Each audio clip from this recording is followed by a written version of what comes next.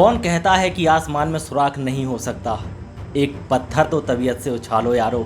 नमस्कार, मैं हूं शाहबाज खान, आप देख रहे हैं सागर टीवी न्यूज़। मेरे साथ सागर की एक ऐसी बेटी मौजूद है, बुंदेलखंड की एक ऐसी बेटी मौजूद है जिन्होंने न सिर्फ सागर बुंदेलखंड बल्कि पूरे मध्य प्रदेश का नाम रोशन किया है। कौन बनेगा करोड़पति में वो सागर से संभवतः पहली ऐसी महिला कंटेस्टेंट हैं जो उस शो में पहुंची हैं। मैं सीधे बात करता हूं निमिषा जी से। बहुत बहुत स्वागत है आपका सागर टीवी न्यूज़ पर। Thank you so much. बहुत अच्छा। कैसा लग रहा है आपको? क्या कौन है जो नहीं जाना चाहता है वहाँ पे। मेरा तो सपना साकार हो गया, पहली बार में मेरा वहाँ हो गया। मेरे लिए सपने जैसा ही था, सोचा नहीं था कि फर्स्ट ट्राई में मैं वहाँ तक पहुँच जाऊँगी। भगवान को मतलब बहुत बहुत धन्यवाद कि मेरा पहले ट्राई में ही हो गया। आप वहाँ पर खेले अमिताभ बच्चन जी के सामने, मतलब हॉट शीट पर पहुँचना एक बहुत बड़ी बात होती है। तो आपके लिए था कैसा, ये सफ़र कैसा रहा? सफ़र मतलब यहाँ से हॉट सीट तक का जो सफ़र होता है, हम जब ऑडियंस की तरह देखते हैं तो हमें बहुत आसान लगता है, पर आप एज अ कंटेस्टेंट पहुँच जाओगे, वो भी आपका कहीं ना कहीं मेहनत और लक दोनों साथ रहे तो आप वहाँ तक पहुँच जाओगे। पर हॉट सीट पे आने के लिए जो वो 10 लोग वो सेलेक्ट करते हैं, वो ऐसा नहीं है कि वो आपसे कोई कम है, आपसे ज़्यादा ही होंगे या बराबर होंगे, पर आपसे कम कोई नहीं होता है। तो उनसे कम्पीट करके हॉट सीट तक पहुंच पाना ये थोड़ा ज़्यादा मुश्किल होता है। मुझे भी 3 अटैम्प्ट लगे थे और तीसरा वाला जो अटैम्प्ट था उसमें मेरा स्कोर 0 था, तो वो मेरे लिए बहुत ज़्यादा मॉरल डाउन हो गया था। क्योंकि वहाँ ऐसा नहीं है, क्वेश्चंस बहुत इजी रहते हैं, वहाँ आपको इतना ज़्यादा तेज़ आंसर करना पड़ता है कि तेज़ी के चक्कर में आप गलत आंसर कर देते हो। एक भी आपने आंसर गलत कर दिया, it means you are out of the competition. तो वो चीज़ ऐसी थी कि जिसने कहीं ना कहीं 3rd अटैम्प्ट में मैं बहुत ज़्यादा मॉरल मेरा डाउन हो गया था। और 4th वाला मेरे लिए था डू और डाई, या तो करो या मरो। मतलब मैं वहाँ से बिना खेल वापस नहीं आना चाहती थी। मेरा था कि मुझे अमाउंट कभी मेरा मैटर नहीं किया, मेरा उद्देश्य कभी वहाँ पे पैसे के लिए नहीं था। तो मैं बस यही चाहती थी कि मैं एनी हाउ बस हॉट सीट तक पहुँच जाऊँ। अमाउंट मुझे मैटर नहीं करता था, बस मुझे अच्छे से खेलना था और हॉट सीट तक पहुँचना था। एक दिलचस्प बात मैं निमिषा जी की आपको यहाँ पर बता दूँ कि निमिषा जी जो हैं वो मध्य प्रदेश पुलिस में सब इंस्पेक्टर हैं और पढ़ाई कर अपनी जॉब करने के बावजूद भी उन्होंने पढ़ाई तैयारी की और काफ़ी कुछ संघर्ष भरा एक रहा हुआ, क्योंकि ये आसान नहीं होता है। जिस तरह से मैं आपसे बात कर रहा था तब आप कह रहे थे कि बच्चे को साथ में लेकर के पढ़ाई करना बहुत कठिन है। बिल्कुल। जिस टाइम पे रजिस्ट्रेशन हो रहे थे उस टाइम पे मैंने रजिस्टर किया था, पर मुझे यकीन नहीं था कि मुझे कॉल आएगा। फर्स्ट टाइम जब मुझे कॉल भी आया था तो मुझे लगा था कि वो फेक कॉल है, पर दूसरे दिन जब मुझे कंफर्म हुआ, उसमें क्वेश्चंस पूछे, तो कहीं ना कहीं यकीन हो गया कि हाँ, ये उसी की प्रोसेस स्टार्ट हो गई है। उसके बाद जैसे जैसे मुझे पता चला कि हाँ सिलेक्शन में मैं नंबर आ सकता है मेरा, तो मैंने पढ़ाई स्टार्ट करी। क्योंकि मैं जॉब करती हूँ तो जॉब से इतना टाइम नहीं मिल पाता है, और जब हम वहाँ से फ्री होके आते हैं तो मेरा बच्चा भी है छोटा, और वो बच्चा इतना शैतान है कि वो आपको सांस लेने की फुर्सत नहीं देता है। तो कहीं ना कहीं जॉब और बेबी के साथ में मुझे जितना बचा खुचा टुकड़ों में समय मिला, उसमें मैंने नेट से थोड़ा किताबों से रिवाइज़ करने की कोशिश करी। जैसे मैं एक्सपेक्ट करती हूँ, खुद से उम्मीद होती है, शायद मैं वैसी तैयारी नहीं कर पाई, लेकिन मैं खुद को ब्लेम भी नहीं दे सकती क्योंकि मैं ऑलरेडी 2 चीज़ों से कमिटेड थी। घर भी देखना है, बच्चा भी देखना है, जॉब भी देखनी है। उसके साथ में जितना समय मिला उतना मैंने अपने हिसाब से तैयारी करी।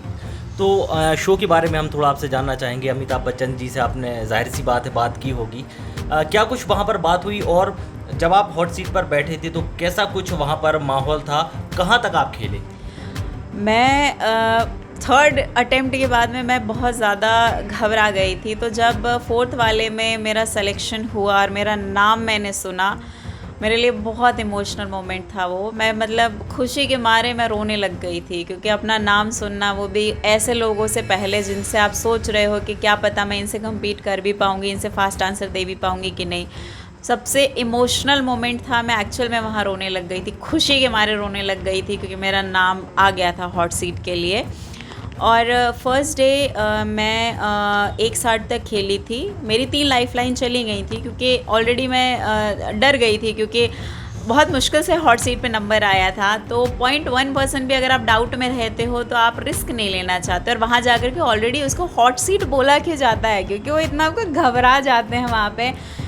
तो जल्दीबाजी में मैंने अपनी 2 लाइफ लाइन्स ऐसी यूज़ कर ली थी जिनका कहीं हद तक मैं श्योर थी कि आंसर ये है, बट कंफर्म एकदम नहीं था, तो रिस्क मैं नहीं लेना चाहती थी। तो फर्स्ट डे मैं 1:60 तक खेली थी, उसके बाद में हूटर बच गया था, तो मैं रोल ओवर कंटेस्टेंट हो गई थी। तो आपका जो शो है वो कब आने वाला है? मेरा शो 25 तारीख को आएगा, बुधवार को। दो शो में है? जी, मैं 25 और 26 को आएगा। 25 में मैं 1:60 तक खेली थी, उसके बाद मैं रोल ओवर हो गई थी, तो नेक्स्ट मेरा लास्ट एपिसोड 26 को आएगा। यहाँ पर एक बात जानना बहुत वैसी होती है, क्योंकि मेरा एक पर्सनली सवाल है आपसे कि अमिताभ बच्चन जी से मिलना था कि वाकई केबीसी खेलना था? मैं कुछ मतलब देखिए, उस शो की जान अमिताभ बच्चन सर हैं, और शायद ही कोई ऐसा होगा कि जिसको वो पसंद नहीं होंगे। और ये मैं बिल्कुल दावे के साथ कह सकती हूँ कि आप उनसे मिलने से पहले आप जितना उनको प्रशंसा करते हैं, आप उनसे मिलने के बाद वो जो आपके वो उनके लिए जो चाहत होती है ना, वो कई गुना बढ़ जाती है।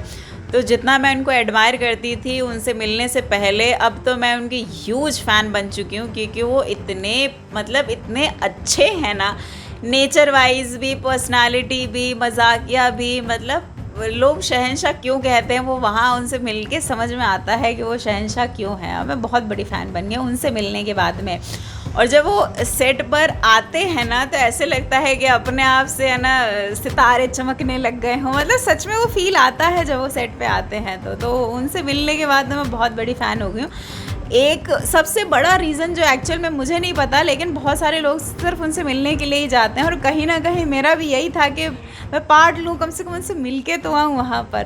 तो मैं मिलना भी चाहती थी। एक बहुत बड़ा रीज़न जो है वो ये भी था उधर जाने। अमिताभ बच्चन जी जब वहाँ पे जो भी कंटेस्टेंट खेलते हैं, पैसे जीतते हैं, तो अमिताभ बच्चन जी उनसे ये ज़रूर पूछते हैं क्या कीजिएगा इतने पैसों का? मेरा आपसे ये सवाल है। देखिए, मेरा तो सिर्फ इतना है कि देखिए, मैंने आपको पहले भी कहा था कि धन मेरा कभी मोटो नहीं था, कि मैं वहाँ सिर्फ पैसे के लिए जा रही हूँ। कहीं ना कहीं सेकेंडरी है मेरे लिए वो चीज़।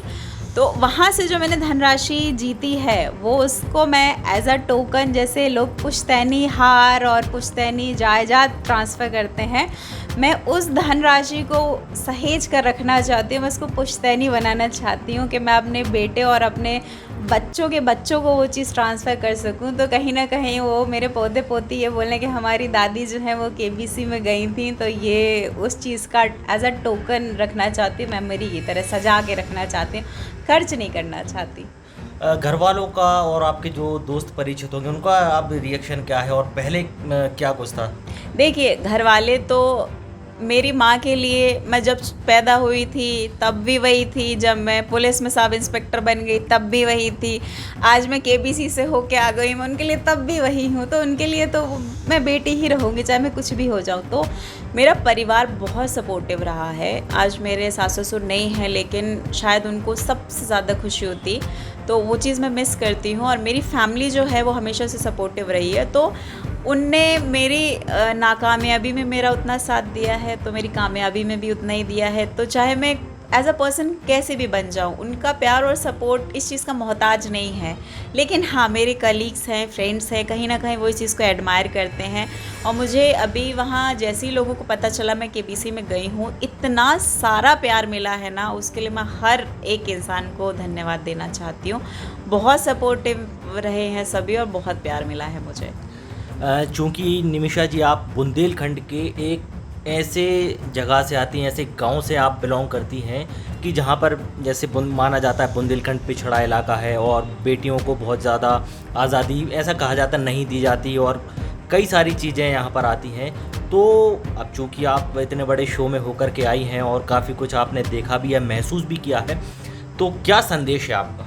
मेरा संदेश बिल्कुल यही है कि लड़कियों को केवल नाम की शिक्षा मत दो। क्या आपने 5वीं तक पढ़ा दिया, 10वीं तक पढ़ा दिया कहने के लिए कि हमने उसको एजुकेशन दे दी। लड़की जब तक खुद स्वयं ये नहीं बोलती है कि हाँ मैं सक्षम हो गई हूँ, अब मेरी पढ़ाई बंद करवा दो, तब तक उससे मौका नहीं छीनना चाहिए। लड़कियाँ ऐसा नहीं है कि कुछ अचीव नहीं कर सकती हैं। कोई चीज़ ऐसी नहीं है जहाँ, कोई ऐसा फील्ड नहीं बचा है जहाँ पर वो नहीं जा रही हैं। अब तो इवन डिफेंस में भी हो गया, सब जगह वो जाती हैं। तो उनसे मौका नहीं छीनना चाहिए, उनको मौका देना चाहिए। जब मेरी जॉब लगी थी तब मेरे गांव के लोग जो है कहीं ना कहीं वो लड़कियों को पढ़ाने के लिए तैयार हो गए थे। तो अब जब मुझे इतना बड़ा प्लेटफॉर्म मिल गया है, मैं वहाँ से होके आ गई हूँ, तो शायद मेरी आवाज़ को वो और ज़्यादा मजबूती मिल गई है।